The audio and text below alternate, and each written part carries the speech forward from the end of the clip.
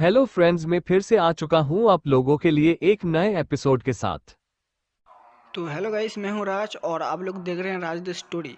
तो आज का वीडियो शुरू करने से पहले मैं आप लोगों को बता दूं, अगर आप लोग चैनल पर नए आए हो तो प्लीज़ चैनल को लाइक, सब्सक्राइब एंड कमेंट जरूर कर देना। तो शुरू करते हैं आज का स्टोरी, तब तक के लिए बाय बाय। CH-313 तलवार देवता की विरासत। शौर्य ने जंगल में घाट के उल्लू को मारकर प्रांजल को गिफ्ट कर दिया था। बदले में उसने पांचाल कुल का अग्नि वंश के खिलाफ साथ मांगा था। शौर्य असल में हर तरफ जा जाकर अग्निकुल के खिलाफ असंतोष निर्माण कर रहा था। वही जब वीरेंद्र के घायल होने की खबर राजा अहीर को मिली, वो बौखला गया। उसका गुस्सा तुरंत फट पड़ा। उसके सामने घायल वीरेंद्र पड़ा था, जो अब अपाहिज हो चुका था। जब राजा अहीर ने इस घटना की पूरी जानकारी हासिल की, वो और भी ज्यादा चिढ़ गया। उसने दांत भींचते हुए कहा, अग्निकुल के लोगों को लगता है कि वो अखंडित आश्रम की वजह से कुछ भी कर सकते हैं, पर आज मैं उन्हें ये साबित कर दूंगा कि राजा अहीर के सामने अखंडित आश्रम भी अपना मुंह नहीं खोलता। सिपाहियों, राज्य में ढिंढोरा पिटवा दो कि अग्निकुल का कोई भी व्यक्ति दिखाई दे तो उन्हें जल्द से कैद किया जाए, और मेरा संदेश अग्निकुल के प्रमुख के पास भेज दो कि हम अब आमने सामने की लड़ाई के लिए आ रहे हैं। राजा का आदेश मिलते ही सभी लोगों ने राजा के नाम का जयकारा लगाया और वहां से निकल गए। इधर हिरण्याक्षी गुरुकुल के अंदर भी ऐसा ही कुछ माहौल था। गुरुकुल का दिव्य पुत्र घायल अवस्था में उनके सामने पड़ा हुआ था। उसे भी शौर्य जब एक लात मारी थी, उसकी सारी अंदरूनी साधना को उसने नष्ट कर दिया था, जिस वजह से गुरुकुल के प्रमुख आचार्य अर्जुन भी बहुत ज्यादा भड़के हुए थे। उन्होंने उस घायल लड़के की जांच की और कहा, उस लड़के की इतनी हिम्मत जो हमें चुनौती दे। उसे क्या लगा कि अखंडित आश्रम जैसे छोटे मोटे आश्रम की वजह से हम डर जाएंगे। मैं आज ऐलान करता हूं कि अब सिर्फ युद्ध का आगाज होगा, और इस युद्ध में अग्निकुल का विनाश होगा। सभी आंतरिक और मुख्य शिष्यों तक ये खबर पहुंचा दी जाए कि हम एक संगठित मुहिम अग्निकुल के खिलाफ चलाने जा रहे हैं। सभी लोग कल सुबह भोर के समय गुरुकुल प्रांगण में पहुंच जाए। गुरुकुल प्रमुख आचार्य अर्जुन का आदेश यानी पत्थर की लकीर थी। एक बार उनका ये आदेश जारी हो गया तो ये युद्ध दोनों पक्षों में से एक पक्ष के अंत तक ये युद्ध होने वाला था। इधर शौर्य जंगल के अंदर आसपास के परिसर को अपनी चेतना से स्कैन कर रहा था। उसे वहां कुछ खास दिखाई दिया। शौर्य जंगल का मुख्य रास्ता छोड़कर सीधा कई सारे घने पेड़ों को पार करते हुए उछलते कूदते हुए एक विशालकाय पेड़ के नीचे आकर रुक गया। उस पेड़ के सामने आते ही उसके चेतना सागर में बसा विश्वतरु का पौधा हलचल करने लगा। वो ऐसे हिल रहा था मानो उसके अंदर किसी ने करंट पास कर दिया हो। शौर्य ने धीरे से उस वृक्ष के तने पर हाथ रखने के लिए अपना हाथ आगे बढ़ाया, पर तभी उसकी दिशा ने जलता हुआ आग का एक गोला आया। अपने ऊपर हुए इस अचानक हुए हमले से शौर्य तुरंत सतर्क हो गया और झट से पीछे हट गया। जब उसने हमला करने वाले की ओर ध्यान से देखा तो पाया कि ये एक कोय जैसा दिखने वाला पक्षी था, मगर उसके शरीर पर पंखों की जगह लंबे लंबे नीले रंग के बाल थे। इस पक्षी के आंखों की चारों तरफ एक सुनहरे रंग की नक्काशी थी, मगर उसकी काली चोंच उसकी सुंदरता को खराब कर रही थी। उसके चार पैर दिखाई दे रहे थे, और उसके पंख लगभग 10 मीटर से भी ज्यादा बड़े और लंबे थे। उस पक्षी के सिर पर एक मोर जैसा मुकुट था। उस पक्षी की आंखों में बेहद ज्यादा आक्रामकता दिखाई दे रही थी, और मानो उसे शौर्य का उस जगह पर आना पसंद न आया हो। शौर्य को ये दूसरी बार थी जब लगा कि ये जानवर जानबूझकर उसके पीछे पड़े हैं। उसने चिढ़ते हुए सिस्टम से कहा, सिस्टम, अब इस मुर्गे की क्या कहानी है? तभी शौर्य के सामने एक पैनल खुल गया। नाम, बागुल कोआ। ये प्राणी आसुरी प्रवृत्ति के प्राणी है और ये अंधेरे के शक्तियों का प्रयोग करते हैं।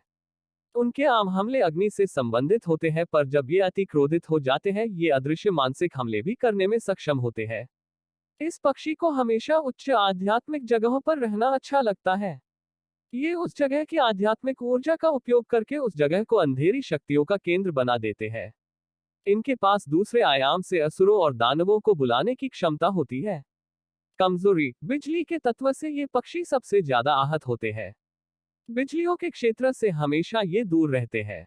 शौर्य ने उस पक्षी का परिचय पढ़ा और उसके चेहरे पर एक मुस्कान छा गई।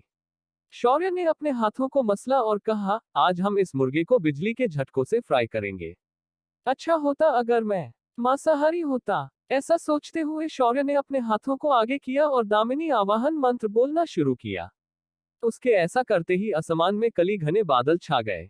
कुछ ही देर में बादलों में बिजलियां घूमने लगी। इधर बागुल कौआ आसमान में चमक रही बिजलियों को देखकर डर गया, पर उसका शौर्य के लिए जो गुस्सा था वह और भी ज्यादा बढ़ गया। उसने अपनी आंखें बंद की और एक मानसिक तरंग को अपने शरीर से शौर्य को ओर भेज दिया। शौर्य को ये तरंग दिखाई नहीं दी, पर जैसे ही वह शौर्य के शरीर से टकरा गई, शौर्य के सिर में असहनीय दर्द होना शुरू हो गया।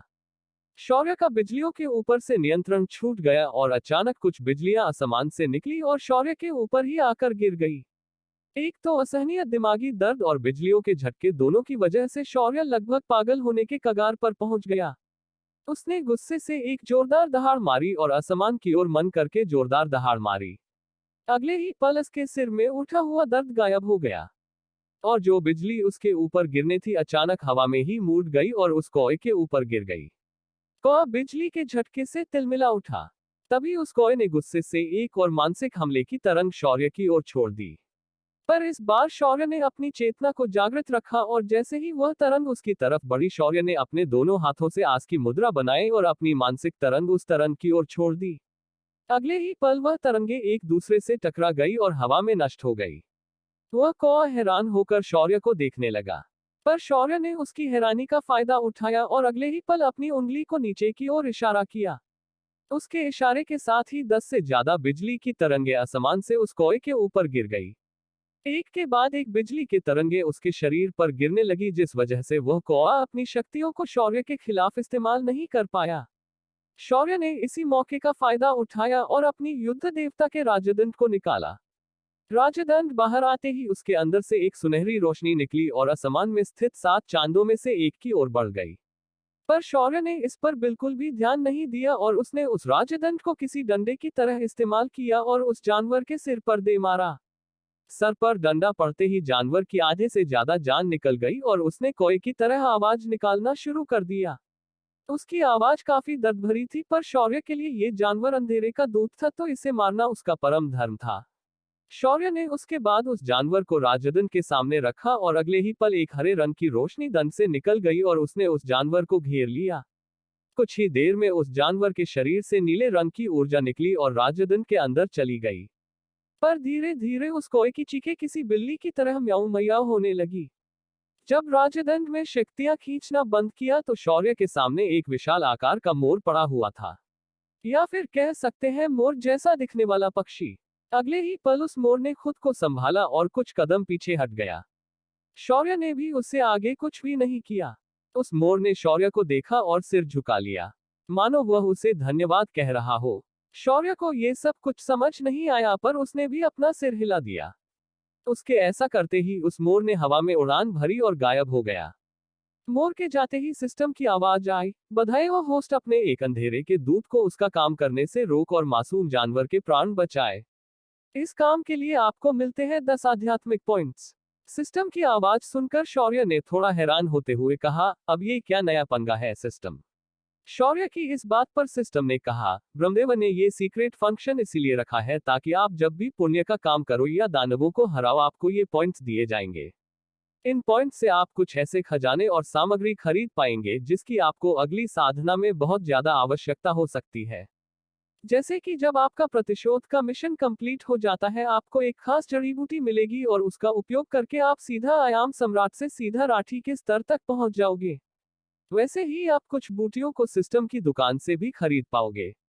सिस्टम की ये दुकान आध्यात्मिक पॉइंट्स के बदले आपको ऐसे ही कुछ दुर्लभ सामान दे देगी। सिस्टम द्वारा दी गई ये नई जानकारी सुनकर शौर्य काफी हैरान हो गया था, पर उसने फिर भी इसे स्वीकार किया और उस पेड़ की तरफ बढ़ गया। शौर्य ने उस पेड़ के तने पर हाथ रखा और अगले ही पल उसके शरीर में बसा विश्वतरु का पौधा उस पेड़ की सारी शक्तियां को सोखने लगा। पलक झपकते ही शौर्य के सामने खड़ा पेड़, जो इतनी देर से हरा भरा और विशाल लग रहा था, वह अब पूरी तरह सूख चुका था और वो अब लगभग गिरने वाला था। वहीं शौर्य के चेतना में बैठा विश्वतरु का पौधा अब किसी बोनसाई पद की तरह दिख रहा था। शौर्य ने अपने सामने खड़े पेड़ से अपना हाथ हटा दिया, पर उसे उस पेड़ की हालत शौर्य से देखी नहीं गई और उसने कुछ आध्यात्मिक पानी की बोतल निकाली और उन्हें उस पेड़ की जड़ में डाल दिया। वह पेड़ वापस थोड़ा ठीक हो गया, पर उसकी सारी हरियाली जा चुकी थी। तभी शौर्य को याद आया कि उसने जब अपनी चेतना से इस जगह को स्कैन किया था तब उसे इस पेड़ की जगह घनी आध्यात्मिक ऊर्जा महसूस हुई थी, पर इस पेड़ के पिछले हिस्से में उसे एक रुकावट महसूस हो रही थी। जब शौर्य ने उस पेड़ के पीछे जाकर देखा तो उसे एक पानी का झरना दिखाई दिया जो लगभग 20 मीटर ऊंचाई से नीचे की ओर गिर रहा था। शौर्य ने उस झरने को ध्यान से देखा पर उसे वहां कुछ भी अजीब नहीं दिखा, तो उसने अपनी दिव्य दृष्टि सक्रिय की। उसने देखा कि उस झरने के पिछले हिस्से में एक खोखली जगह है। शौर्य ने तुरंत एक ऊंची छलांग लगाई और गिरते हुए पानी की दीवार को पार करके वह सीधा उस खोखली जगह के अंदर चला गया। जब वह अंदर पहुंचा तो उसने अपने सामने एक विशाल कमल को देखा जिसके बीचों बीच एक बूढ़ा व्यक्ति संधि में बैठा था।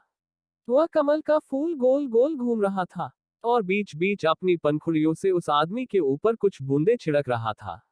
शौर्य को ये पूरी घटना बहुत ही अजीब लगी। पहली बात तो ये कि कुछ गिने चुने देवता ही ऐसे कमल के ऊपर बैठ सकते हैं, और यहाँ बैठने का अर्थ है वो उसकी सवारी करने के लायक है, यानी उन्हें देवत्व प्राप्त हो चुका है। शौर्य धीरे धीरे उस कमल की तरफ बढ़ने लगा। जब वह उस कमल के सामने पहुंचा, उस समाधि में स्थित आदमी के पीछे से उसकी दिव्यात्मा बाहर निकली और शौर्य से बोला, आओ भाग्यवान साधक, तुम्हारा स्वागत है। मैं कृपाण ऋषि तुम्हारा स्वागत करता हूँ। मैंने इस जगह मेरी पूरे जीवन काल की विरासत छोड़ रखी है।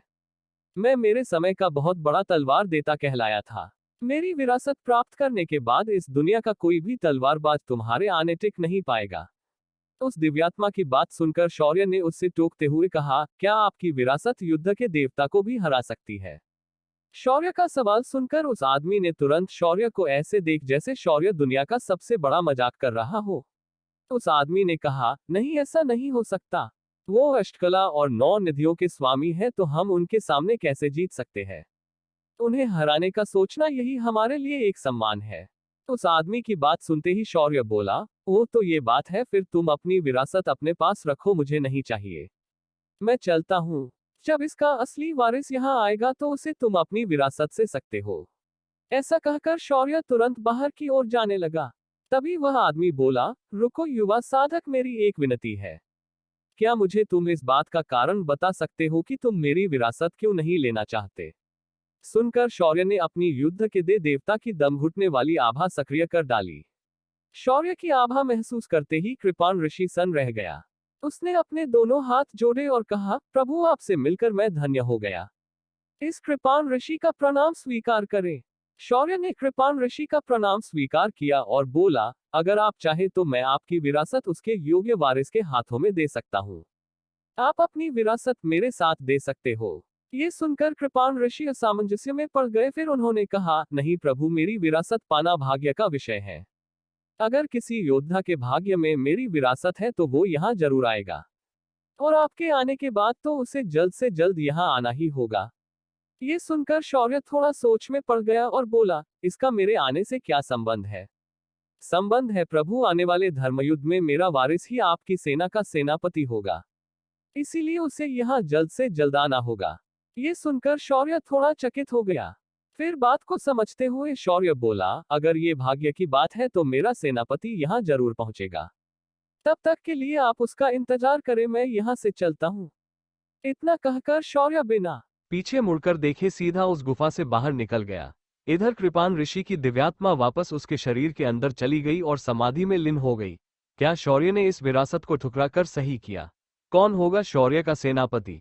क्या शौर्य अशोकपुरी जाएगा या फिर इन जंगलों में ही भटकता रह जाएगा? CH 316 ठुकराया बेटा। शौर्य से मिलने के लिए सम्राट मधुवर्मन, सम्राज्ञी शकुंतला और राजकुमारी त्रिशा आए हुए थे, पर शौर्य ने उन्हें भगाने के लिए और विवाह तोड़ने के लिए उनके मुंह पर खैनी की धूल उड़ा दी, और मौके का फायदा उठाकर शौर्य ने अपनी तरफ से विवाह प्रस्ताव खारिज कर दिया। जैसे ही वह वहां से भागना चाहता था, उसे महसूस हुआ कि किसी ने उसकी कमर को जकड़ लिया है। जब शौर्य ने पीछे मुड़कर देखा, उसकी सांस उसके गले में अटक गई, क्योंकि उसे पकड़ने वाली कोई और नहीं, गुरु गागी थी। हमारी बात खत्म नहीं हुई है शौर्य, तो यहाँ से भागने की सोचना भी मत। अब चुपचाप हमारे सामने यहाँ खड़े रहो और आगे की बात पूरी होने दो। इतना कहकर गागी ने शौर्य को अपने बगल में खड़ा किया और सम्राट से बोली, इसकी नादानी के लिए मैं आपसे माफी मांगती हूँ। इसमें अभी भी थोड़ा बचपना बाकी है, तो उसने ऐसा कर दिया। इस पूरी घटना से राजा को असल में गुस्सा होना चाहिए था, मगर वो अचानक हंसने लगा। उसकी हंसी वहां गूंज गई। मधुवर्मन ने हंसते हुए कहा, शौर्य तुम काफी चालाक और धूर्त हो। एक समय के लिए मैं भी फंस गया था। भाई मानना पड़ेगा तुम्हें, तुमने खुद को पागल साबित करने के लिए अच्छी चाल चली, पर तुम इसमें असफल हो गए। फिर भी मैं तुम्हें ये कहना चाहूंगा कि गुरु गागी ही क्या, यहाँ तक कि मैं खुद भी इस विवाह को टाल नहीं सकता। इसका अधिकार सिर्फ ऊपर के लोगों के हाथ में है। ये सुनकर शौर्य के माथे की नसें उभर आई। उसे अब बहुत ज्यादा गुस्सा आने लगा था। उसके जीवन से संबंधित फैसले कोई और नहीं ले सकता। अगर किसी ने ऐसा करने की कोशिश की तो शौर्य उसकी ऐसी हालत कर देगा कि वो कभी अपना मुंह नहीं दिखा पाएगा। शौर्य के शरीर से उसकी भैरो आभा बाहर निकलने लगी। उसने सधी हुई आवाज में सम्राट की ओर देखकर कहा, मेरे जीवन का फैसला किसी और को करने का कोई अधिकार नहीं। अगर मैंने ये कह दिया कि ये विवाह नहीं हो सकता, मतलब नहीं हो सकता। मैंने अपनी पत्नी पहले ही चुन ली है और मैं एक पत्नीव्रता आदमी हूं, तो इस गलत फहमी में बिल्कुल मत रहना कि आप मुझसे आपके मन में जो आए वो करवा सकते हैं। शौर्य ने अपनी बात सम्राट के आंखों में देखकर कही थी। सम्राट जो खुद एक स्वर्ग स्तर का योद्धा था, जिसके इशारों पर पूरे ऋतु नाचते थे, तो सम्राट मधुवर्मन को भी अचानक अपने सीने में डर महसूस होने लगा। सम्राट ने एक गहरी सांस ली, फिर उसने भी अपनी हैसियत दिखाते हुए कहा, शौर्य मैं मानता हूं कि तुमने अपने लिए पत्नी का चुनाव खुद ही कर लिया है, पर हम बड़ों ने भी कुछ ना कुछ सोचकर ही तुम्हारा विवाह तय किया होगा। अच्छा, तो उस वक्त आप कहाँ थे सम्राट, जब मुझे और मेरी माँ को खत्म करने के लिए अग्निकुल, अखंडित आश्रम और चौहान परिवार षड्यंत्र पर षड्यंत्र रच रहे थे? तब आपको नहीं लगा कि आपका होने वाला जमाई उनके हाथों मारा जाएगा और उसकी रक्षा आपको करनी चाहिए? शौर्य का ये तीखा सवाल सुनकर सम्राट थोड़ा सहम गया, क्योंकि उसे भी अच्छे से पता था कि उसने भी शौर्य और उसके माँ के साथ बीते सालों में कोई भी संबंध नहीं रखा था। सम्राट की बोलती बंद हो गई है, ये देखकर शौर्य ने गागी की ओर देखा, जो चुपचाप उसे ही आंखें फाड़कर देख रही थी। गागी और नीलम ने बिल्कुल उम्मीद नहीं की थी कि शौर्य सम्राट को इस तरह बिना उसके पद की परवाह किए ऐसे कह देगा। पर सभी की चुप्पी के बीच अचानक त्रिशा की आवाज सुनाई दी, तुम होते कौन हो जो मेरे पिता से इस तरह बात करने वाले? तुम बस एक अधिपति सम्राट स्तर के एक आम योद्धा हो, मगर मेरे पिता की मर्जी ना होती तो अब तक तुम स्वर्ग सिधार गए होते। ये मत भूलो कि मेरे पिता यहाँ के सम्राट है और तुम सिर्फ एक कुल के ठुकराए हुए बेटे, जिसे अपना पिता ही मारना चाहता है। त्रिशा की तीखी बातें शौर्य के दिमाग में चली गई। शौर्य ने त्रिशा को देखा और कहा, अगर अपने बाप के इज्जत की उतनी ही परवाह है ना, तो पल्लू में बांधकर उसे महल में ही रखो। इस तरह किसी भी रह चलते लड़के को परेशान करने यहाँ क्यों आया है वो? और रही बात उस कुल की जिसने मुझे ठुकराया है, उन्हें तो मैं खुद देख लूंगा। तेरे बाप की जरूरत नहीं है मुझे अब। अगर अपनी इज्जत इतनी ही प्यारी है तो अपने बाप को लेकर निकल जाओ यहाँ से। शौर्य ने इतना कहा ही था कि एक झन्नाटेदार थप्पड़ शौर्य के गाल पर पड़ा। ये गुरु गागी थी, जो बहुत ज्यादा गुस्से में थी। उसने दांत पीसते हुए कहा, शौर्य तुम्हारी बातें हमने बहुत सुनी, अब अगर तुमने एक शब्द भी कहा तो मेरे जितना बुरा कोई नहीं होगा। गागी द्वारा थप्पड़ पड़ने पर भी शौर्य की नजरें त्रिशा पर ही टिकी थी। अचानक आसमान में काले बादल छा गए और डमरू की ध्वनियां गूंजने लगी। तेज हवाएं और तूफान चलने लगे। एयर संपूर्ण सृष्टि का संतुलन बिगड़ने लगा। शौर्य की आंखें लाल होने लगी और उसके शरीर से युद्ध के देवता की आभा फूट पड़ी। शौर्य ने अपना हाथ आगे किया और उसका त्रिशूल डमरू उसके हाथ में प्रकट हो गया। शौर्य ने त्रिशा को देखा और कहा, तेरे बाप की क्या हैसियत है मेरे सामने खड़े होने की? मैं शूर भैरव हूँ, इस संपूर्ण विश्व का देवता। क्या तेरा बाप मेरी बराबरी करेगा? और रही बात मुझसे विवाह करने की, तो तेरी वो औकात नहीं है। मेरी पत्नी यानी अगली भैरवी पहले ही चुनी जा चुकी है, तो बेवजह मुझ पर दबाव मत बनाओ और यहाँ से निकल जाओ, वरना मैं तुम्हारे पूरे राज्य को तबाह कर दूंगा। शौर्य की आवाज पूरे आसमान में गूंज उठी। उसकी आभा इतनी खतरनाक थी कि वहां मौजूद सभी लोग अपने घुटने पर आ चुके थे। मधुवर्मन और शकुंतला भी अपने घुटने पर बैठ गए थे। गागी को भी अपने अपराध का एहसास हुआ और उसने भी माफी मांगते हुए कहा, भगवान ऐसी चेष्टा के लिए मुझे क्षमा कीजिए। ऐसा दुस्साहस मैं इसके बाद बिल्कुल नहीं करूंगी, मुझे क्षमा करें। शौर्य ने अपनी आंखें बंद की और सब कुछ तुरंत नॉर्मल हो गया। शौर्य ने शांति से गागी को उठाया और फिर बोला, मुझे लगता है कि आप मेरी बात को अच्छे से समझ चुकी होंगी। हमारी पत्नी पहले ही मेरे साथ इस आयाम में आ चुकी है।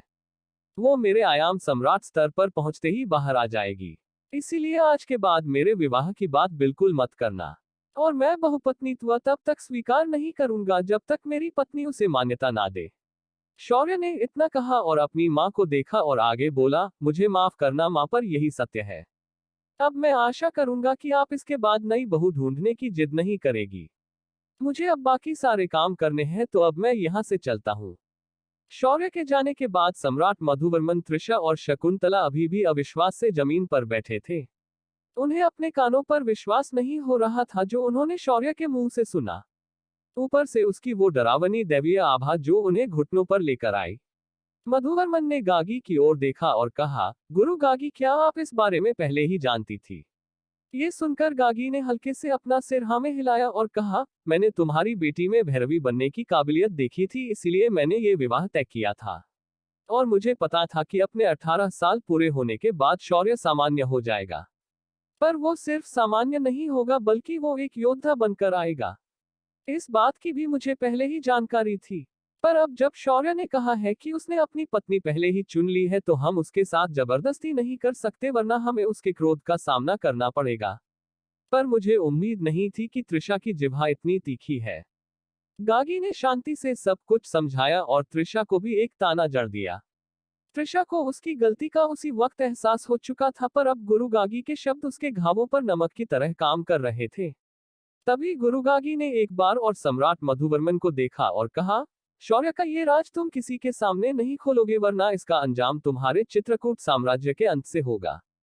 और हाँ, अपने नालायक लड़कों से कह देना कि शौर्य से ज्यादा उलझे ना, और हो सके तो उसके साथ हाथ मिला ले, वरना उनकी छोटी सी गलती भी तुम्हारे साम्राज्य को डूबा सकती है। ये सुनकर मधुवर्मन का गला सूख गया। उसने अभी अभी जो देखा था, अगर वो किसी दिन उसके साम्राज्य पर शत्रु बनकर आ गया तो उसका जीवित रहना असंभव था। मधुवर्मन ने हाथ जोड़कर माफी मांगी और वहां से वापस जाने के लिए निकल गया। इधर मधुवर्मन के निकलते ही कई सारी ताकतवर अभाय द्विदल कमल गुरुकुल के ऊपर आसमान में प्रकट हो गई। तभी एक खूबसूरत महिला गुरुकुल के प्रांगण में उतरी। उसने केसरी वस्त्र धारण किए थे और उसके माथे पर त्रिपुंड लगे हुए थे। उसने आते ही कहा, गुरु गागी, हमारे आराध्य कहाँ गए? गागी, जो अभी अभी सभी को बाहर भेजकर अपनी हमेशा की जगह पर लौटी थी। उसने तुरंत उस औरत को देखा और फिर एक तिरछी मुस्कान के साथ कहा, ओह, आप आ गई। मुझे लगा ही था जब उसने अपनी आभा को मुक्त किया था तो आप जरूर आएंगी। पर आपके आराध्य आपके आने से पहले ही अपने बाकी के काम करने के लिए निकल गए। क्या करे, ये आपकी गलती है। आपको और थोड़ा ज्यादा तेज होना चाहिए था। तभी और 7 लोग वहां पहुंच गए और उन्होंने अपनी अर्धदैवीय स्तर की आभा को मुक्त कर दिया, जिस वजह से गागी के ऊपर उसका दबाव बनने लगा। गागी ने फिर भी खुद को शांत ही रखा और उन सभी को तुच्छता से देखते हुए कहा, तुम स्वार्थी लोग उसे अपना आराध्य तो कहते हो, पर इस दुनिया में मौजूद हर कोई अच्छे से जानता है कि तुम लोग सिर्फ अपने स्वार्थ के लिए उसे ढूंढ रहे हो। पर एक बात बता दूं कि तुम लोग उसे कभी भी मिल नहीं पाओगे। और मुझे जहां तक पता है, तुम लोग जिस दिन उससे मिलोगे वो दिन तुम्हारा आखिरी दिन होगा।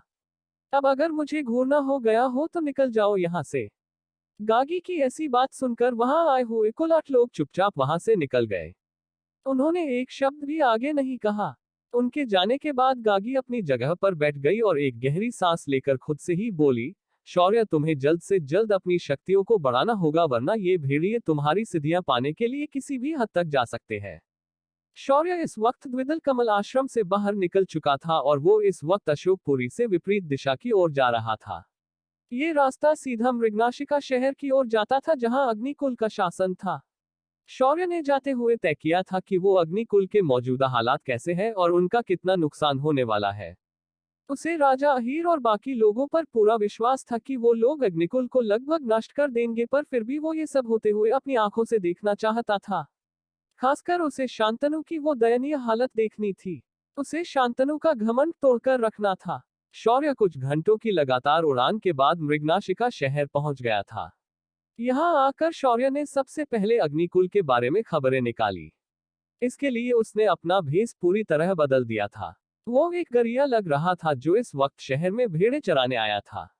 शौर्य ने शहर के अंदर आकर एक धर्मशाला में आश्रय लिया और अपनी रात वहां गुजारी। दूसरे दिन सुबह सुबह शौर्य को सैनिकों के वहां से गुजरने की आवाज आई। वह तुरंत उठ गया और उनके पीछे पीछे चलते हुए उस जगह पर आया जहां उसने अपने सामने 3 गुटों की सेनाओं को देखा। राजा अहीर अपनी पूरी सेना के साथ तटबंदी के बाहर खड़ा था। उसके सेना की बगल में पांचाल परिवार की सेना थी तो उनके बगल में हिरण्याक्षी आश्रम के शिष्य थे। इधर शांतनु अग्निकुल की सेना का नेतृत्व कर रहा था। उसने जब अपने सामने 3 दलों की एकत्रित सेना देखी वो काफी डर गया था। उसकी सेना की कुल संख्या 5000 थी मगर उसके सामने खड़ी सेना 20,000 से भी ज्यादा थी। शांतनु की हिम्मत जवाब दे गई और उसने सामंजस्य से बात को सुलझाने के बारे में सोचा और चिल्लाते हुए दूसरे पक्ष के नेताओं से कहा, मैं शांतनु अग्निहोत्री आपके साथ बिल्कुल भी युद्ध करना नहीं चाहता। मुझे अभी भी आपके इस कदम का कारण नहीं पता। अगर हो सके तो मैं आपके शत्रुत्व का कारण जानना चाहूंगा। अगर इस पर कोई मार्ग निकलता है तो मैं आपसे बैठकर बातचीत करना चाहूंगा। शांतनु की बात सुनकर राजा अहीर ने गुस्से से कहा, तुम्हारे बेटे ने मेरे बेटे को अपाहिज बना दिया है और तुम्हारे दूसरे बेटे ने मेरे भाई पर हमला किया और मेरे राजपरिवार को चुनौती दी है। अगर तुम हमसे शत्रुता को खत्म करना चाहते हो तो तुम्हारे दोनों बेटों को मेरे सामने पेश करो। तभी हिरण्याक्षी गुरुकुल का नेतृत्व कर रहे आचार्य ने कहा, तुम्हारे बेटे ने मेरे गुरुकुल के दिव्य पुत्र की सारी आध्यात्मिक साधना को नष्ट कर दिया है। अब वो सिर्फ एक मामूली इंसान बन गया है। हमारे दिव्य पुत्र पर हमला यानी हमारे आश्रम पर हमला है, इसीलिए बेहतर होगा कि तुम अपने बेटे को हमारे हवाले कर दो। तभी पांचाल कुल के सेनापति ने अपनी तलवार को उठाया और कहा, हमें हमारे कुल प्रमुख के सख्त आदेश है कि तुम्हारे कुल को मिट्टी में मिला दिया जाए और हम लोग यहाँ तुम्हें मारने के लिए आए हैं। हमारा तुम्हारे बेटे से कोई लेना देना नहीं, उल्टा तुम्हारे एक बेटे के हमारे कुल पर बहुत बड़े एहसान है, तो हम बस तुम लोगों को खत्म करके उस एहसान को उतारने आए हैं। उन तीनों की बातें सुनकर शांतनु के दिल में एक दर्द उठ गया। उसे यकीन नहीं हो रहा था कि उसके पागल बेटे शौर्य ने इतने कम समय कैसे इतने सारे दुश्मन और दोस्त बनाए हैं। शांतनु ने फिर मन ही मन कुछ सोचा और बोला, हमारे अग्निकुल ने शौर्य अग्निहोत्री को कुल से निष्कासित किया है। हमारा उसके साथ कोई संबंध नहीं है। उसकी मृत्यु से हमारा कोई लेना देना नहीं है। आप लोग उसे खत्म करने के लिए मुक्त है, पर उसकी वजह से हमारे कुल से शत्रुता लेने को जरूरत नहीं है। और मैं भी अच्छे से समझता हूं कि आप लोग उसकी जाल में फंस गए हैं। उसने जानबूझकर हमसे अपना प्रतिशोध लेने के लिए आप लोगों को भड़काया है। ये सुनकर तीनों दलों के नेता के चेहरे गुस्से से लाल हो गए, पर पांचाल कुल के लोगों को इससे कोई फर्क नहीं पड़ा।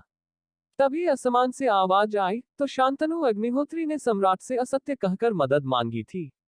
तुमने सम्राट के होने वाले भावी जमाई को कुल से निकालकर सबसे बड़ी गलती की है। अब इसकी सजा तुम्हें मिलकर रहेगी। क्या सम्राट मधुवर्मन की सैन्य टुकड़ी सच में अग्निकुल का नाश कर देगी? क्या शौर्य इस युद्ध में हिस्सा लेगा? क्या शांतनु शौर्य से उसके किए की माफी मांगेगा? CH 317 शांतनु आया घुटनों पर। शौर्य अपना भेष बदलकर मृगनाशिका शहर के बाहरी तटबंदी पर खड़े होकर नीचे चल रही शांतनु और उसके खिलाफ युद्ध लड़ने आए लोगों की बातें ध्यान से सुन रहा था। तभी आसमान से चांदी के कवच पहने 10,000 से भी ज्यादा योद्धा हवा से नीचे उतर रहे थे। उन सभी के आगे सुनहरा कवच पहने एक लाल रंग के पंख का मुकुट पहने सेनापति खड़ा था। अपने सामने साम्राज्य की सेना को ऐसे अचानक देखकर शांतनु की पूरी फटकर हाथ में आ चुकी थी। शांतनु का गला सूख चुका था। इस वक्त वह अपनी जीवन के सबसे बड़े संकट में पड़ चुका था। इस वक्त उसकी हालत आगे खाए पीछे कुआं ऐसी हुई थी। ऐसी हालत में वो क्या कहे ये उसे समझ में नहीं आ रहा था। शौर्य आराम से तटबंदी पर बैठकर शांतनु की खराब हालत पर मुस्कुराए जा रहा था। तभी शांतनु ने हाथ जोड़कर सेनापति को प्रणाम किया और कहा, नहीं ऐसी बात नहीं है सेनापति जी। आपको कुछ संभ्रम हुआ है। मैंने अपने बेटे को कुल से नहीं निकाला है। पर सेनापति ने उसकी बात की ओर बिल्कुल ध्यान नहीं दिया और चिल्लाते हुए आदेश दिया, सैनिकों अग्निकुल का एक भी सैनिक यहाँ से जीवित वापस नहीं जाना चाहिए। लाशें बिछा दो इनकी। सेनापति का आदेश मिलते ही सारे समाज के सैनिक दाना पानी लेकर अग्निकुल के सैनिकों पर टूट पड़े। 10,000 आयाम सम्राट स्तर के योद्धाओं के सामने 5,000 सम्राट स्तर के योद्धा कहाँ टिकने वाले थे। समाज के सैनिकों ने उन्हें किसी गाजर मूली की तरह काट दिया और पूरा मैदान अग्निकुल के सैनिकों की लाशों से भर गया। सेनापति धीरे धीरे चलकर शांतनु के सामने आया और बोला, तुम खुद को इतने चालाक समझते हो कि तुम सम्राट मधुवर्मन को मूर्ख बनाने चले थे। तुम्हें लगता है कि तुम ऐसा कर पाओगे और हमें कुछ भी पता नहीं चलेगा। इतना कहकर सेनापति ने शांतनु को एक जबरदस्त बैक किक मारी और उसे उसकी जगह से हवा में उड़ा दिया। फिर सेनापति ने वहां आए राजा अहीर की ओर देखा और कहा, राजा अहीर, सम्राट का आदेश है कि तुम अपने बेटे वीरेंद्र और भाई आनंदवर्मन को अच्छे संस्कार दो। उनकी ऐसी हरकतों के वजह से ही उनकी ऐसी हालत है, तो उनकी हालत को दूसरों जिम्मेदार ठहराने से पहले उन्हें सुधारने पर ध्यान दो और इस शत्रुता को यही भूल जाओ और भविष्य में शौर्य के रास्ते में आने की कोशिश बिल्कुल भी मत करना। और यही बात हिरण्याक्षी गुरुकुल को भी लागू होती है। पहले अपने शिष्यों को सुधारो और फिर शौर्य से उलझने की कोशिश करना। आज के बाद शौर्य से शत्रुता यानी इस साम्राज्य से शत्रुता होगी। इसीलिए मुझे लगता है कि आप काफी समझदार हैं कि आपको आगे क्या करना है। सेनापति ने फिर अपनी कमर से एक सुनहरे कपड़े में लिपटा शाही आदेश निकाला और पांचाल परिवार की ओर बढ़ाते हुए कहा, सम्राट के आदेशानुसार पंचाल परिवार ने शौर्य के साथ खड़े होकर सही काम किया है, इसीलिए उन्हें साम्राज्य की 2 आध्यात्मिक पत्थरों की खदानें उपहार के रूप में दी जाती है। सेनापति का आदेश मिलते ही पांचाल परिवार के सैनिकों ने जयकारे लगाई और खुशी से उस आदेश को अपने साथ लेकर वहां से चले गए। राजा अहीर और हिरण्याक्षी आश्रम के लोग भी उनके पीछे चुपचाप चले गए। उन सभी सेनाओं के जाने के बाद सेनापति ने दर्द में कराह रहे शांतनु को बालों से पकड़कर उठाया और उसे और थोड़ा मारना चाहता था, पर तभी उसे अपने कंधे पर किसी का हाथ महसूस हुआ। जब उसने शौर्य को अपने पीछे खड़ा देखा, सेनापति को अचानक महसूस हुआ कि उसे शौर्य की आभा बिल्कुल भी महसूस नहीं हुई। ऐसे लगा जैसे शौर्य वहां हवा से अचानक प्रकट हो गया हो। शौर्य को अपने सामने देखते ही सेनापति ने खुद को शांतनु को और ज्यादा मारने से रोक दिया और बगल में हट गया। शौर्य धीरे धीरे अपने पिता शांतनु के सामने बैठ गया। इस वक्त शौर्य के चेहरे पर एक मासूम मुस्कुराहट थी, पर जो लोग इस शौर्य को अच्छे से जानते थे वो लोग इस मुस्कान को ऐसी मुस्कान मानते थे जो बड़े ही खतरनाक घटना के से पहले आती है। शौर्य को अपने सामने देखकर शांतनु की आंखें चौड़ी हो गई, पर शौर्य ने उसके चेहरे के भावों की बिल्कुल भी परवाह न करते हुए कहा, प्रणिपात पिताश्री। अपने इस नालायक, बेवकूफ, पागल, दिमाग से कमजोर बेटे का प्रणाम स्वीकार करे। वैसे आपको मेरी वजह से इतनी मार खाकर और हजारों सैनिकों को गंवाकर कैसे लग रहा है? शौर्य ये सब कुछ किसी कट्टर मीडिया रिपोर्टर की तरह बात किए जा रहा था।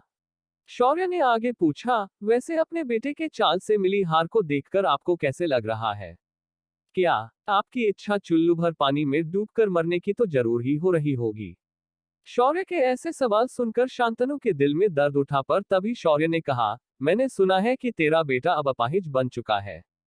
तू आज तक जिसके दम पर उड़ता था, तो क्या हुआ इस बार? तेरा वो अखंडित आश्रम तेरी मदद के लिए नहीं आया? क्या वो लोग डर गए मुझसे और खुद को तुरंत तुम लोगों से दूर कर लिया? फिर शौर्य ने शांतनु को उठाकर उसके पैरों पर खड़ा किया और कहा, तुझे ये बात समझनी चाहिए कि तू मुझे मारने में सफल हो चुका था, पर तुमने कभी ये नहीं सोचा अखंडित आश्रम तुम्हारे हाथों हम माँ बेटे को क्यों मरवाना चाहता था? मैं तो भूल गया कि तू अकल का अंधा और दिमाग से पैदल है, तू इतना क्यों सोचेगा? शौर्य की बात सुनकर शांतनु की आंखें लाल हो गई। उसने गुस्से से शौर्य से कहा, नालायक लड़के, अपने बाप से इस तरह बात करते हुए तुझे शर्म लज्जा नहीं आई? शौर्य ने उसकी बात सुनकर शौर्य ने तपाक से कहा, नहीं, क्योंकि मुझे मेरी माँ ने अकेले पाला है। वो क्या है ना, मेरा नपुंसक बाप मेरे बचपन में ही मेरे लिए मर गया था। तुझे कोई कष्ट है मेरे ऐसा कहने से? शांतनु जो अभी अभी जैसे तैसे करके खड़ा हुआ था, उसे लगा अभी वो जमीन पर गिर जाएगा। शौर्य ने उस नाखून बराबर भी इज्जत नहीं दी। तभी आगे जो शौर्य ने कहा उसे सुनकर शांतनु के हाथ पैर ठंडे पड़ गए। अब जब मैंने तुम्हें सम्राट के सैनिकों से बचाया है, तो एक काम कर, वापस घर जा और घर के अंदर के सभी लोगों को तू अपने हाथ से खत्म कर। अगर ऐसा करने में तू सफल नहीं हुआ तो मैं तुम्हें खुद मार दूंगा। देख, तेरे पास 2 विकल्प, एक तो मेरे हाथों मुखाग्नि ले या फिर मेरे हाथों मृत्यु को ले। ये सुनकर संतान ने दांत पीसते हुए कहा, शौर्य, तुम इंसान नहीं हो। भला कोई अपने ही परिवार को क्यों मारेगा? और तुम्हें भी शर्म आनी चाहिए जो तुम अपने परिवार को मारने की कोशिश कर रहे हो। क्या बात कर रहे हो शांतनु अग्निहोत्री? मैं तुम्हारे परिवार का हिस्सा हूँ, पर फिर तुम लोगों ने मुझे मारने की इतनी साजिशें क्यों रची थी? ये सुनकर शांतनु का मुंह बंद हो गया। उसके पास कोई भी जवाब नहीं था। तभी शौर्य ने सेनापति को देख और कहा, अग्निकुल के सभी बूढ़ों और मध्यम आयु के लोगों को खत्म कर दो। सिर्फ जवान बच्चे और छोटे बच्चों को छोड़ देना। साथ ही ये कहकर मारना कि ये सब शांतनु ने करवाया है।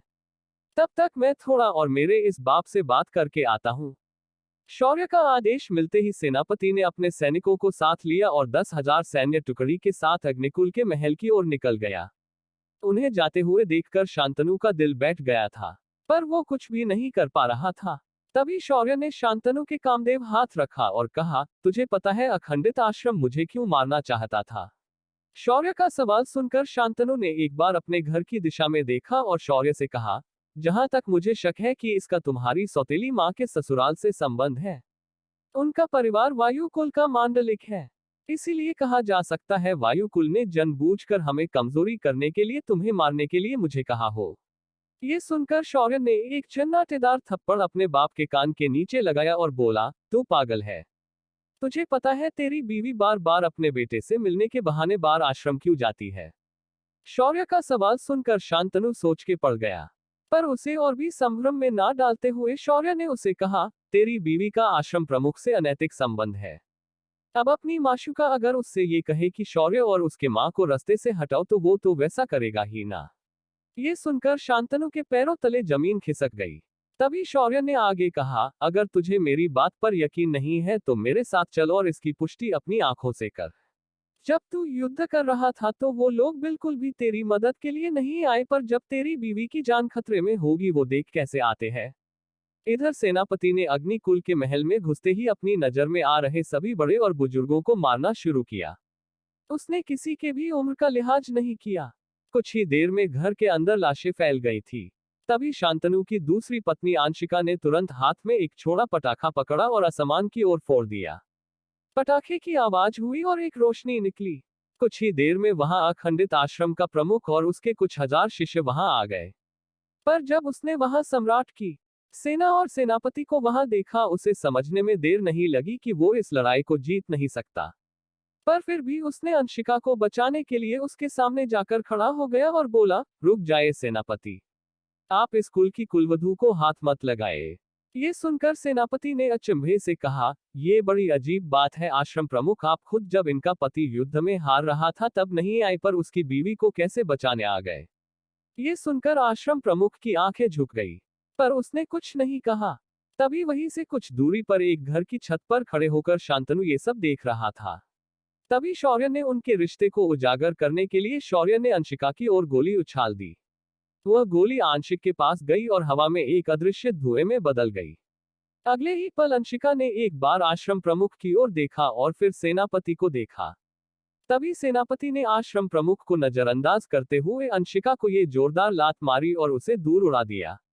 ये देखकर अंशिका ने एक और बार गुस्से में आश्रम प्रमुख को देखा और उसने पाया कि आश्रम प्रमुख अपना सिर झुकाए वहीं खड़ा था। अंशिका को ये देखकर बहुत ज्यादा गुस्सा आ गया और उसने चिल्लाते हुए कहा, देवेंद्र, मैंने तुमसे ये उम्मीद नहीं की थी। तुम मेरे साथ ऐसे होते हुए कैसे देख सकते हो? मैंने तुम्हारा बच्चा इस अग्निकुल में लाया और तुम्हारे लिए मैंने उस आदमी से विवाह किया और तुम हो कि तुम्हारे बेटे के हाथ पैर टूटने पर एक बार उसे देखने भी नहीं आए, और आज मेरी तुम्हारी सबसे प्रिय प्रेमिका की आज जान जाने वाली है और तुम वहां बुत बनकर खड़े हो। शर्म आनी चाहिए तुम्हें देवेंद्र, तुम जैसा स्वार्थी इंसान मैंने कभी नहीं देखा। तभी वहां शौर्य की जोरदार हंसी गूंजी और उसने अपने बगल में सिर झुकाए खड़े शांतनु के कंधे पर हाथ मारा और बोला, हाँ हाँ हाँ, क्या जीवन है तेरा शांतनु, जिसे तू अपना खून समझकर इतने दिनों से पाल रहा था वो तो किसी और का बच्चा निकला। ऊपर से तेरी दूसरी बीवी किसी और की प्रेमिका निकली। इसी पत्नी के चक्कर में तुमने मेरी माँ को ठुकरा दिया था। अरे रे, तेरी तो जिंदगी बर्बाद हो गई शांतनु, तू है तेरे जीवन पर। तभी शौर्य ने आश्रम प्रमुख की ओर देखा और बोला, आश्रम प्रमुख देवेंद्र, मैंने और मेरी माँ ने तुम्हारा कुछ नहीं बिगाड़ा था, पर तुमने हमारे हत्या की साजिश रची। इसकी सजा मैं तुम्हें आज खुद दूंगा। सेनापति, उस औरत को सबसे दर्दनाक मौत दो और उस अपाहिज को बाहर लेकर आओ। सेनापति ने अपने सैनिकों को इशारा किया। सैनिक अंदर गए और उन्होंने अपाहिज मयंक को घसीटते हुए बाहर लाया। वही सेनापति ने जमीन पर हाथ रखा और काले रंग का तरल उसके हाथ से निकला और अंशिका की तरफ चला गया। अगले ही पल वह काला तरल किसी सांप की तरह अंशिका की चारों तरफ घिर गया। अगले ही पल उस काले तरल से कुछ नुकीले कांटे निकले और वो आंशिक के शरीर में धंस गए। अंशिका के शरीर से दर्दनाक चीखें निकली। उसे देखकर शौर्य भी काफी डर गया। शौर्य ने सिस्टम से उस तरल के बारे में जानने के लिए पूछा, सिस्टम क्या तुम जानती हो वो काला तरल क्या है? होस्ट ये आधुनिक भाषा में कहे तो एक प्रकार के नैनोबोट्स है। ये किसी भी तरह का आकार ले सकते हैं। इन्हें इस दुनिया में महर्षि कणाद ने तैयार किया है। ये सुनकर शौर्य हैरानी से बोला, क्या पृथ्वी के कणाद महर्षि यहाँ भी आए हैं? ये सुनकर सिस्टम हंसने लगी और बोली, होस्ट ये कणाद महर्षि पृथ्वी के नहीं है। ये यहाँ के दूसरे कणाद महर्षि है। उन्होंने आध्यात्मिक कणों को आकार देकर खास जीव में बदल दिया जिन्हें अपनी मानसिक चेतना से नियंत्रित किया जा सकता है। ये सुनकर शौर्य अधिक उत्साह से उस काले तरल को देखने लगा।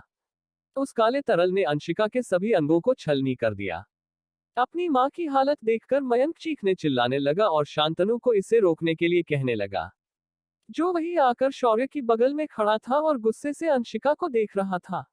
मयंक को उसके सामने आकर गिड़गिड़ाते देखकर शांतनु ने गुस्से से कहा, जाओ उस आश्रम प्रमुख के पास और अपनी मां को बचाने की भीख मांगो, वो तुम्हारा असली बाप है। शांतनु की बात सुनकर मयंक के हाथ पैर कांप उठे। उसके पैरों तले जमीन खिसक गई।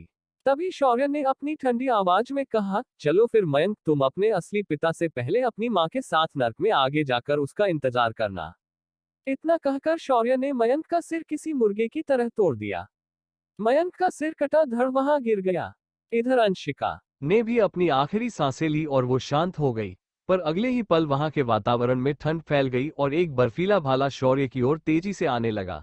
शौर्य के मुंह पर एक टेढ़ी मुस्कान आ गई और उसने उस तरफ बिना देखे ही कहा, मैं अपने इस बेवकूफ बाप के साथ थोड़ी बात करना चाहता था, पर किसी और के बाप के दिल में प्रति की अगन लग चुकी है तो मैं भी क्या कर सकता हूँ। किसने किया था ये बर्फीला हमला? क्या शौर्य आश्रम प्रमुख को हरा पाएगा? क्या सेनापति के होते आश्रम प्रमुख शौर्य को कोई नुकसान पहुंचा पाएगा? CH 318 अग्निकुल का पुनर्गठन। शौर्य ने अंशिका और मयंक को अखंडित आश्रम के प्रमुख के सामने ही मौत के घाट उतार दिया था। वही मधुवर्मन के सेनापति ने भी अग्निकुल के सभी बुजुर्गों को खत्म कर दिया था। इस वक्त शांतनु चुपचाप सब कुछ अपनी आंखों से देख रहा था। उसे बार बार ये एहसास हो रहा था कि उसके साथ उसके जीवन का सबसे बड़ा धोखा हुआ है। शांतनु ने जिस नीलम को ठुकराया था वो उसके प्रति प्रामाणिक थी, पर जिसके लिए उसने ये सब कुछ किया था वो उसके प्रति बिल्कुल भी प्रामाणिक नहीं थी। ऊपर से सबसे बड़ी शोकांतिका ये थी कि उसने जिसे अपना खून समझकर इतने दिनों से पाला वो उसका खून था ही नहीं। और हद तो तब हुई जब उसका अपना असली बेटा, जिसे उसने खुद से दूर कर दिया था, उसने उसके मुंह पर उसे बेवकूफ सिद्ध कर दिया। उसी समय हवा में ठंडक फैल गई और बर्फ एक भाला तेजी से शौर्य की ओर बढ़ गया। भाला शौर्य के गर्दन को भेदने के लिए सीधा उसकी ओर बढ़ रहा था, पर शौर्य अपनी जगह से 1 इंच भी नहीं हिला और वो भाला सीधा उसकी गर्दन पर आकर टकरा गया। उसकी गर्दन की चारों ओर एक सुनहरा कवच प्रकट हो गया था, जिस वजह से उस भाले से शौर्य को कोई नुकसान नहीं हुआ। शौर्य ने उसके बाद मुड़कर उस ओर देखा जिस ओर से वह भाला उसकी ओर आया था। शौर्य ने एक तिरछी मुस्कान के साथ कहा, देवेंद्र बुड्ढे, तेरे साथ मेरा सारा हिसाब अभी बराबर नहीं हुआ था, पर खैर शुरुआत तुमने की है, पर अब अंत में करूंगा। शौर्य ने इतना कहा और हवा में उछल गया। अगले ही पल शौर्य ने पूरी ताकत के साथ देवेंद्र के सीने पर मुक्का मार दिया। वातावरण में एक थड़ की आवाज हुई और देवेंद्र उसके पीछे चला गया। देवेंद्र सीधा जाकर वहां पीछे खड़े विशालकाय बैट से टकरा गया। शौर्य ने उसके बाद बिजली का आवाहन किया और उसे देवेंद्र की ओर फेंक दिया। चमकती हुई बिजलियां देवेंद्र के शरीर से टकराए और उन्होंने देवेंद्र के शरीर को फाड़कर रख दिया। शौर्य ने उसके बाद देवेंद्र को अपने हाथ से जकड़ लिया और उसके फटे टूटे शरीर को बाहर उठाकर फेंक दिया। शौर्य ने उसके बाद उसके पास जाकर उसके शरीर को हाथों से फाड़ना शुरू कर दिया। शौर्य को ऐसे करते देखकर सेनापति और शांतनु की रूह कांप गई। शौर्य इस वक्त अचानक उन घटनाओं को याद करके बहुत ज्यादा गुस्सा हो गया था। उसका गुस्सा जब भी हद से पार हो जाता है उसे अपने दुश्मनों को हाथ से मारने में मजा आता है। शौर्य ने देवेंद्र के शरीर के टुकड़े कर दिए, पर उसका गुस्सा ठंडा नहीं हुआ। उसकी नजर वहां खड़े 1000 से भी ज्यादा आश्रम के शिष्य पर पड़ी और उसकी आंखें चमक गई। शौर्य ने सेनापति की ओर देखा और गहरी आवाज में कहा, सेनापति, अब जो आगे होगा तुम में से कोई भी उसे रोकने नहीं आएगा, क्योंकि आज के बाद मैं अखंडित आश्रम को हमेशा के लिए खंडित करने वाला हूँ। ऐसा कहते ही शौर्य की आभा अचानक फूट पड़ी। उसका शरीर काला होने लगा और उसके हाथों में 2 तलवारें प्रकट हो गई। शौर्य के माथे पर चमकता हुआ त्रिपुंड उभर आया और उसने एक जोरदार दहाड़ लगाई। तुम आश्रम वालों को ये लगता है कि तुम कुछ भी कर सकते हो। तुम्हें लगता है कि तुम किसी के भी जीवन का फैसला करने के लायक हो। आज मैं तुम्हें इस बात का एहसास दिलाऊंगा कि जब तुम्हारे जीवन का फैसला किसी और द्वारा किया जाता है तो कैसे लगता है। नमः पार्वती पते। हर हर महादेव। उसके साथ ही हाथों में 2 तलवारें लिए शौर्य आश्रम के शिष्यों के झुंड में घुस गया। शौर्य को उन पर चाल करते देखकर शिष्यों ने भी अपनी शक्तियों का आवाहन किया और शौर्य पर हमला करने आगे आ गए, पर जैसे ही शौर्य उनके झुंड में घुस गया उनके सारे दांव धरे के धरे रह गए और वहां सिर्फ लोगों की चीखें गूंजने लगी थी। शौर्य ने अपनी तलवार अभावों को मुक्त कर दिया था, जिस वजह से उनकी हत्यारण ऊर्जा वहां मौजूद सभी लोगों के दिल में डर के मारे कंपन पैदा कर रही थी। और इसी डर के चलते उनकी सोचने की क्षमता को काफी ज्यादा क्षति पहुंची थी और उसका फायदा शौर्य ने उठाया और उन्हें उसने गाजर मूलियों की तरह काट कर रख दिया। पलक झपकते ही वहां सिर्फ 1000 शिष्यों के लाशों का ढेर लग चुका था और उस ढेर के ऊपर शौर्य हाथों में तलवार लिए खड़ा था। शौर्य के इस रूप को देखकर सेनापति और उसके सेना के सभी सैनिक अपने घुटनों पर बैठकर हाथ जोड़ने लगे। शांतनु, जिसने शौर्य का ये रौद्र रूप देखा, वो इतने गहरे सदमे में चला गया था कि उसे खुद को कुछ समझ नहीं आ रहा था। आसपास के लोगों ने भी अग्निहोत्रियों के घर में जो हो रहा था अपनी खुली आंखों से देखा था। तभी शौर्य ने सेनापति को ऐसे देख जैसे वो अपने किसी दास को देख रहा हो। शौर्य ने आदेश दिया, सेनापति, मुझे आज के बाद इस आश्रम का नाम नहीं सुनना है। फिर उसके लिए तुम्हें जो मन में आए वो करो। इतना कहकर शौर्य उस ढेर से नीचे उतर गया। उसने शांतनु के पास आकर खुद को शांति से खड़ा किया और ठंडी आवाज में कहा, तो शांतनु अग्निहोत्री, अग्निकुल के होने वाले प्रमुख, जो सभी को ऐसी नजरों से देखते हैं जैसे वो उसके सामने कीड़े मकोड़े हो, जिसने एक वेश्या के बहकावे में आकर अपनी पटन और अपने अपाहिज बच्चे को घर से निकाल दिया, बिना इस बात की परवाह किए कि वो लोग अपना जीवन यापन कैसे करेंगे। पर हद तो तब हुई जब तुमने आदेश देकर हम दोनों माँ बेटे को मारने के लिए अपने ही ससुराल पर दबाव बनाया, और जब वो ससुराल उन्हें मारने में असफल हुआ तो तुमने अपने बेटे, जो तुम्हारा कभी था ही नहीं, उसे मारने के लिए भी दिया। अब इतने सारे अपराध करने के बाद एक योद्धा होने के नाते मैंने तुम्हें कब का टुकड़ों में काटकर फेंक दिया होता। पर क्या करे, तुम रिश्ते से मेरे बाप जो हो। पर कोई बात नहीं, आज मैं तुम्हारे सामने तुम्हारे कुल के लोगों को तड़पा तड़पा कर मारूंगा और तुम कुछ भी नहीं कर पाओगे। शौर्य ने एक ही सांस में शांतनु को उसके गलत कर्म गिना दिए। शांतनु, जिसके सामने उसके परिवार के सभी बुजुर्गों की लाशें गिरी थी, वो अब घर के अंदर की ओर देख रहा था। तभी उसकी नजरों के सामने उसके पिता और उसके भाइयों को सैनिकों ने घसीटते हुए लाया। शौर्य के दादा और शांतनु के पिता सुजान अग्निहोत्री थरथराते हुए वहां एक बगल में खड़ा हो गया था। उसकी हालत किसी बलि के बकरे की तरह थी, जिसे पता था कि उसकी बलि अब किसी भी वक्त चढ़ सकती है। तभी शौर्य उछलते हुए अपने दादा सुजान के सामने गया और हंसते हुए किसी पागल की तरह नाचते हुए बोला, दादाजी, मैं आ गया आपकी मारने, मतलब आपके कुल की वोट लगाने। मुझे शाबाशी नहीं दोगे, मेरा कुतूहल नहीं करोगे, आपको अच्छा नहीं लगा कि मैं जीवित हूँ। दादाजी, आप मुझ पर गुस्सा मत होइए, मैं आपके पैरों में अपनी जान दे दूंगा। अगर चाहे तो ये तलवार लेकर आप मुझे मार सकते हैं। शौर्य ये सब किसी छोटे बच्चे की एक्टिंग करते हुए उछल उछल कर बोल रहा था, मगर सुजान को उसका हर एक शब्द अंदर तक लग रहा था। तभी अचानक शौर्य एकदम गंभीर हो गया और उसने एक खींचकर थप्पड़ अपने दादाजी को लगा दिया। सुजान सीधा जमीन पर लेट गया। सुजान का सिर इस थप्पड़ से चिकराने लगा था। तभी शौर्य ने ठंडी आवाज में कहा, क्यों बे बुड्ढे, तुझे मेरे मुंह से ऐसा कि कुछ सुनना चाहता था ना? तेरा एक पैर शमशान में है और सपने कुल की बर्बादी की देखता है। अगर तुमने अपने बेटे को उस वक्त रोका होता तो आज ये नौबत नहीं आती। शौर्य ने उसके बाद अपने गुस्से को नियंत्रित किया और शांतनु के बाकी भाइयों को देखा, फिर सेनापति से आदेश देते हुए कहा, इन सभी लोगों की साधना नष्ट कर दो। और हाँ, शांतनु की भी सारी साधना नष्ट कर दो। उसे बड़ा ही घमंड है ना, इतनी सी साधना प्राप्त करके खुद को कहीं का राजा समझता है। शांतनु और अग्निकुल के लोगों ने ये सुना तो उनकी आत्मा अंदर तक हिल गई। शौर्य के इस आदेश का मतलब है कि अग्निकुल के सभी मुख्य पुरुष आज के बाद एक अपाहिज बनकर रहेंगे। इसका मतलब अग्निकुल अब अपनी सारी ताकत गंवा देगा। वही अग्निकुल के अंदर हो रही घटनाओं पर नजर रखे हुए बाकी परिवार खुश हो गए। पर तभी उनकी खुशी पर शौर्य के अगले शब्दों ने पानी फेर दिया। आज के बाद अग्निकुल की कमान मैं अपने हाथों में लेता हूं। अगर आज के बाद अग्निकुल का कोई सदस्य अपने गुरूर और घमंड में कोई गलत काम करता है तो उसे मैं खुद अपने हाथों से मौत के घाट उतार दूंगा, पर अगर कोई जानबूझकर अग्निकुल को उकसाता है तो मैं उसके आखिरी वंश को भी नहीं छोड़ूंगा। शौर्य ने ये सिर्फ उन लोगों के लिए कहा था जो लोग छुपकर उनकी बातें सुन रहे थे। सेनापति ने इशारा किया और अगले ही पल शांतनु और उसके भाइयों की चीखें उस घर के प्रांगण में गूंज गई। उन सभी की साधना को नष्ट कर दिया गया था। तभी शौर्य ने अपने लिए एक बड़ी सी कुर्सी लाई और उसके ऊपर बैठ गया। कुछ ही देर में घर के सभी जवान बच्चे बाहर आए। उनमें से ज्यादातर शौर्य से थोड़े बड़े थे या छोटे थे। उन सभी को एक बार शौर्य ने देखा और कुछ सोचते हुए पूछा, क्या मेरे कुल प्रमुख बनने से आप में से किसी को कोई आपत्ति है? शौर्य का सवाल सुनकर सारे बच्चे सिहर गए। उन्होंने इतनी देर से बाहर जो हुआ था वो अच्छे से सुना था। अगर फिर भी उन्होंने कोई आपत्ति जताने की हिम्मत की तो इसका एक ही अंजाम होना था और वो थी दर्दनाक मौत। शौर्य के इस सवाल पर सभी ने ना में अपना सिर हिलाया और एक एक कदम पीछे हट गए। शौर्य ने ये देखा तो उसके चेहरे पर एक कुटिल मुस्कान आई। उसने सभी के साधना स्तर को चेक किया और पाया कि कई लोग सहस्रार चक्र और संत स्तर के ही साधक हैं। फिर उसने उनके शरीरों को अपनी दिव्य दृष्टि से जांचा और पाया कि इन सभी के शरीर में अग्नि तत्व की विशेष ऊर्जा मौजूद है। शौर्य ने फिर अपने इस नए शरीर को जांचा और पाया कि वो ऊर्जा उसके शरीर में भी है। शौर्य ने अपनी अग्नि ऊर्जा को प्रकट किया और उस अग्नि को ध्यान से देखने लगा। फिर उसने उसे अपनी समाधि अग्नि और नर्क अग्नि के साथ तुलना करके देखा। ये अग्नि नर्क अग्नि से कम शक्तिशाली थी मगर समाधि अग्नि से बहुत अधिक शक्तिशाली थी।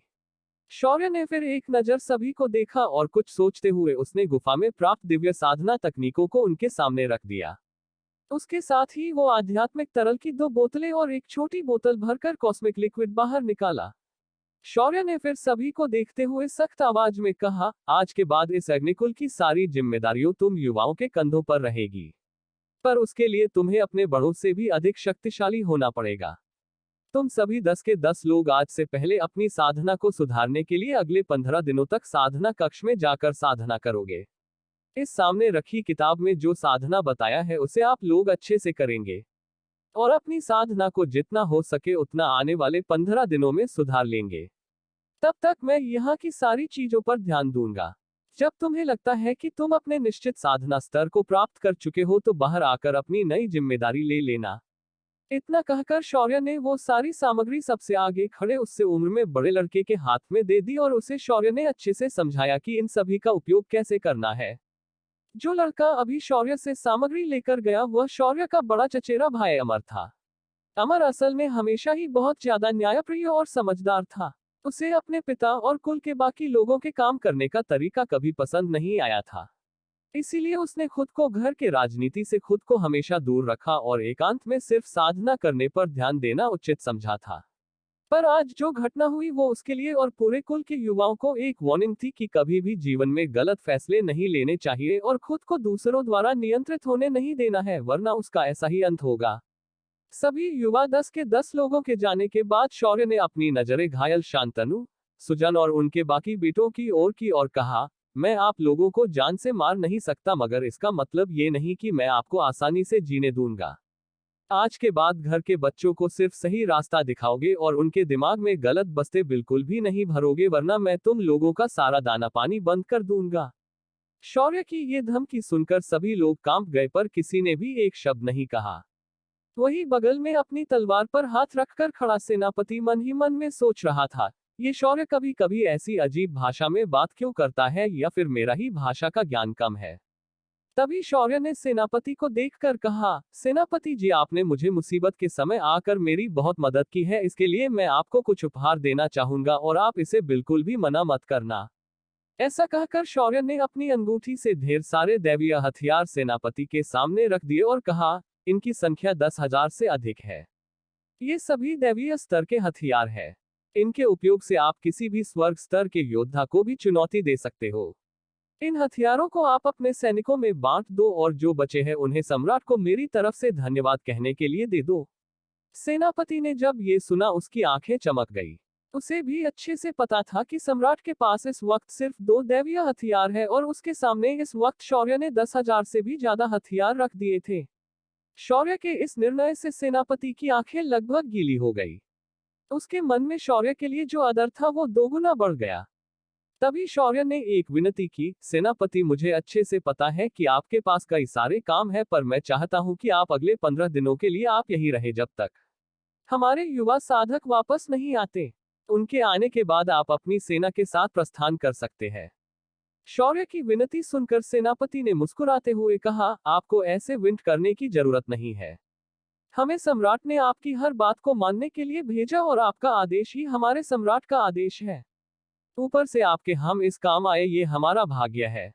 ये सुनकर शौर्य ने सिर्फ अपना सिर हमें हिलाया और तभी सिस्टम की आवाज आई, होस्ट अपने अपना मुख्य मिशन पूरा कर लिया है। क्या शौर्य का पहला प्रतिशोध का मिशन पूर्ण हो चुका है? सिस्टम इस मिशन को पूर्ण करने पर उसे क्या देने वाली है? क्या शौर्य अपनी साधना को पूरा कर पाएगा? अब कौन सी नई मुसीबत उसका इंतजार कर रही है?